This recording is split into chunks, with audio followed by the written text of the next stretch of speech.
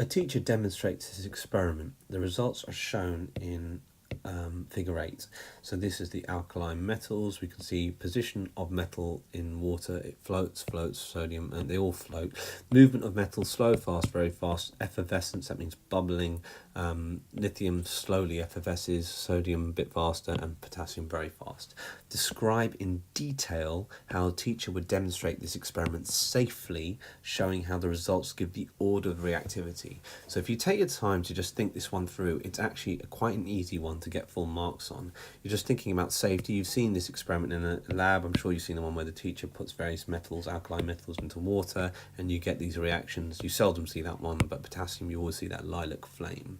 So what safety precautions do you remember them taking? And then how do the results give the order of reactivity? So just think it through. You obviously can tell from this that potassium is the most reactive.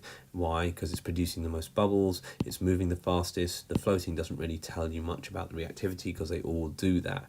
In fact, it ignites, if you remember, the potassium ignites with a lilac flame. And that's because it generates a lot of heat and produces a lot of hydrogen gas, which catches fire.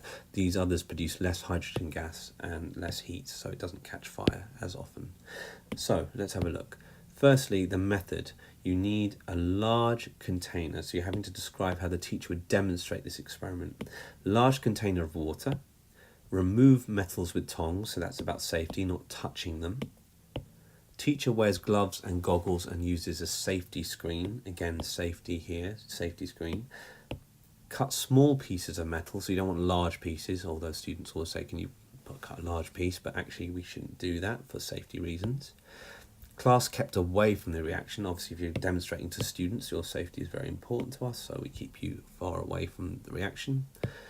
Add metal to water and repeat process with other metals. So this is the method, so you get half the marks if you dealt with the method and the safety aspects. Now we look at the order of reactivity.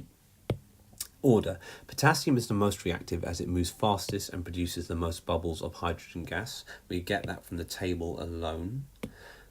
Lithium is the least reactive. That's it. There's not much more you can say from that table in using the same logic.